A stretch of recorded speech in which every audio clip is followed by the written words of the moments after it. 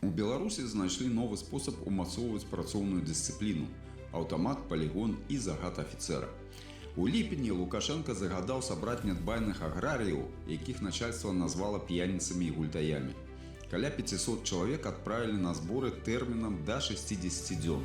Цяпер дыктатар падвёў вынікі перавыхавання.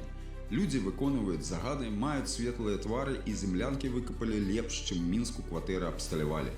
170 недарэкаў накіравалі да паўднёвай мяжы, а міністр абароны нават прапанаваў іх узнагародзіць. Чым не гісторыя поспеху, адзінае, што знятая яна не оскараносным Галівудам, а сучасным ідэалагізаваным беларусфільмам. Чаму праблемы на працы вырашае ваенкамат і як гэта арганізавана? Начальство, кіруючыся мэтазгоднасцю, записывае чалавека ў гультаі. Дзяржава апранае яго ў форму, выдае зброю і правярае на лаяльнасць. Але назваўшы армію школай выхавання, Лукашенко выкраў сутнасць схемы. Канвенцыя міжнароднай арганізацыі працы нумар 105 забараняе прымусовую працу як сродак працоўнай дысцыпліны.